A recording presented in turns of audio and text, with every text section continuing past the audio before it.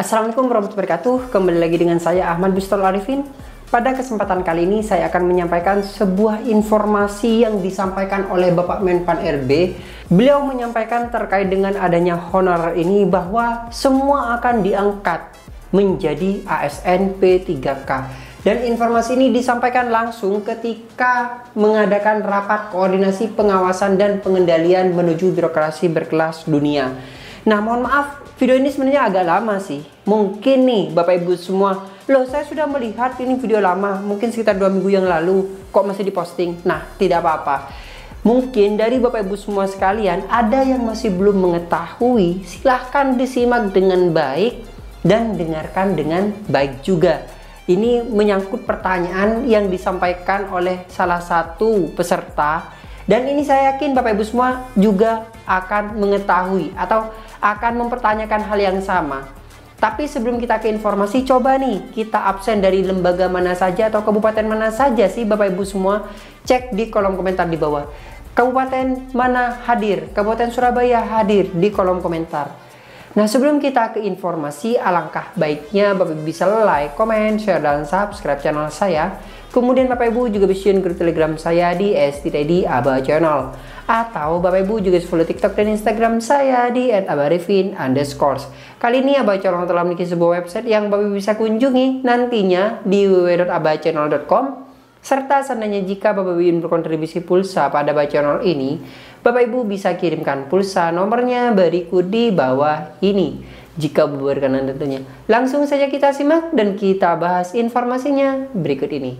Nah, di sini Bapak Ibu semua coba kita spill bersama salah satu penyampaian dan salah satu pertanyaan. Jadi ada pertanyaan kepada Bapak Menpan RB, yaitu Bapak Abdul Azwar Anas, terkait dengan adanya honorernya di satu lembaga yang kemudian beliau ini tidak terangkat menjadi P3K. Bagaimana nasib setelah di tahun 2025 yang dimana 2024 ini harus tuntas semua? Kita lihat dan kita saksikan bersama-sama. Coba kita dengarkan. Kita coba pastikan kembali, Bapak mohon izin, apakah suara kami sudah terdengar dengan jelas dari sana? Nah, ini saat kondisi rapat ya Bapak Ibu semua, bisa dilihat dari tampilannya di sini. Nah, ini dengarkan dengan baik, silakan dengarkan. Ini ada yang bertanya sebentar lagi. Nah, didengarkan. Nah, ini masih Bapak Haryomo Dwi Putranto menyampaikan salah satu sambutan. Kemudian para penjabat gubernur, ada Prof. Zudan, Pak Fahmi, dan penjabat gubernur yang lain, ada penjabat bupati, wali kota hadir pada kesempatan ini. Kami mengucapkan terima kasih kepada Bapak Menteri yang bersedia di tengah kesibukan Bapak masih memberikan arahan. Tentunya ini sangat bermanfaat bagi kita dalam rangka untuk pelaksanaan rapat koordinasi pengawasan dan pengendalian. Sesuai Bapak Menteri. Nah, ini silakan. Ini ada yang bertanya sebentar lagi Bapak Ibu semua. Coba kita dengarkan. Pertanyaan kepada silakan. Kalau bisa wajah kamera diarahkan juga boleh. Terima kasih Pak Menteri. Kami dari Kabupaten Gorontalo Utara, Pak, Provinsi Gorontalo. Ya, Pak Menteri, tadi kami menyimak apa yang Bapak sampaikan bahwa penataan tenaga non-ASN itu sampai Desember tahun 2024. Kami beri ilustrasi di daerah kami, Pak. Tenaga kontrak kami itu ada kurang lebih 3.000 orang. Kami sudah melaksanakan seleksi, saat ini sudah lebih dari 1.000 orang, Pak, yang diterima. Akan tetapi yang diterima itu karena dilaksanakan secara terpusat, maka yang lulus itu hanya 40% yang tenaga kontrak lokal kami. 60%-nya itu datang dari luar. Berikut Pak Menteri, kalau sampai tahun Desember 2024, dengarkan. Bagaimana nasib tenaga kontrak kami yang masih kurang lebih 2.500 orang itu Pak Menteri? Itu pertanyaan kami. Makasih Pak Menteri. Saya pertegas pertanyaannya jadi seperti ini. Beliau ini mungkin salah satu staf atau pegawai atau mungkin pejabat justru di salah satu instansi daerah, pemerintah daerah, mungkin BKD daerah mana seperti itu. Nah, beliau ini Bapak Ibu semua menanyakan Dikarenakan adanya P3K kemarin yang terpusat di pusat, sehingga kan banyak yang bisa melamar di instansi beliau ini. Dan honorer yang ada di sana sebelumnya justru kalah dengan honorer yang dari luar.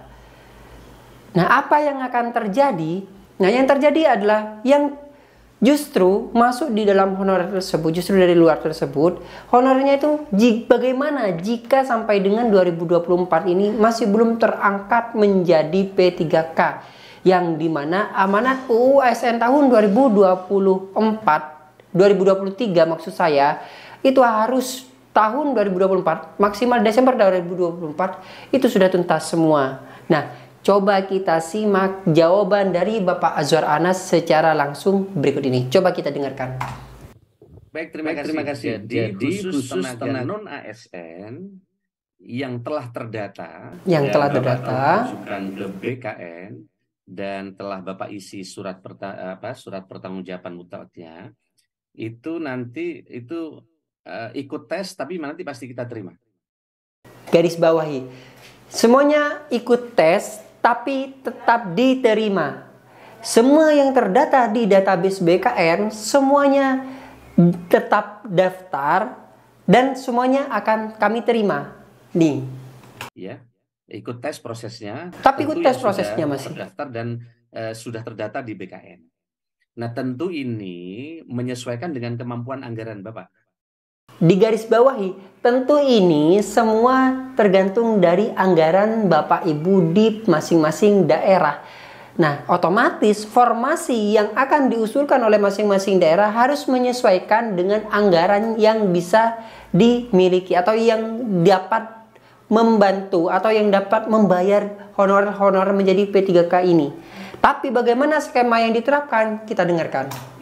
Ini ada banyak daerah yang kemampuan anggarannya tidak cukup karena jumlah pegawainya sudah terlampau besar.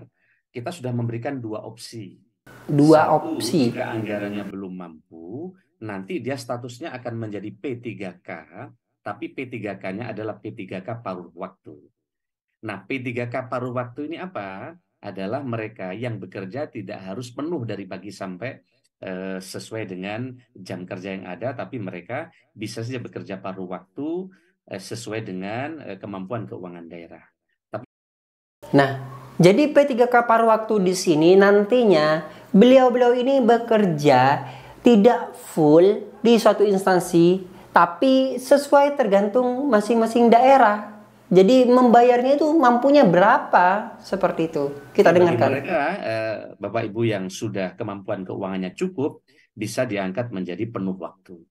Terkait dengan penjelasan penuh waktu dan paruh waktu, nanti Pak Aba, Pak Yomo bisa menjelaskan dengan rinci.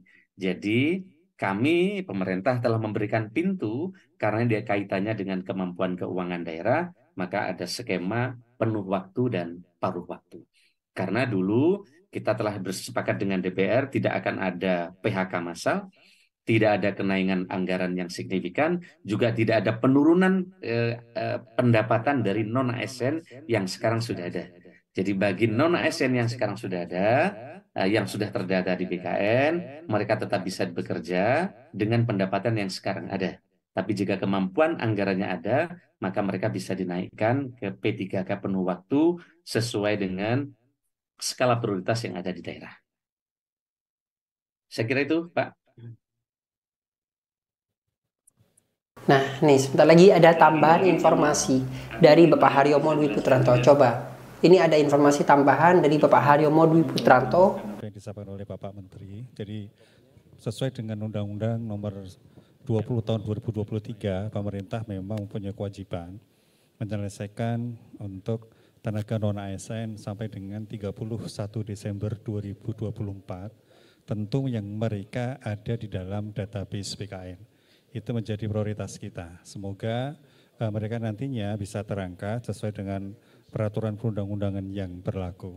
Bagi mereka yang memang belum masuk dalam database BKN, tentu ini akan menjadi kebijakan tersendiri dan itu bukan prioritas tahun 2024 ini. Mungkin itu Bapak Menteri tambahan saya. Kalau diperkenankan, apakah masih boleh untuk Jadi seperti itu Bapak Ibu semua.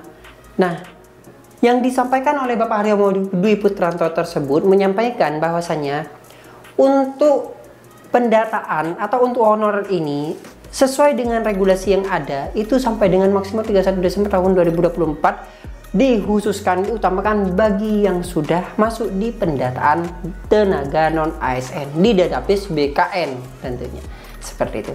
Nah, bagaimana sudah mendapatkan informasi ini?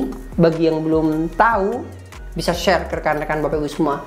Nah, mungkin sekian informasi yang dapat saya sampaikan kepada Bapak Ibu semua. Kurang lebihnya saya mohon maaf. Sekali lagi jangan lupa subscribe channel ini, aktifkan notifikasinya. Wassalamualaikum warahmatullahi wabarakatuh.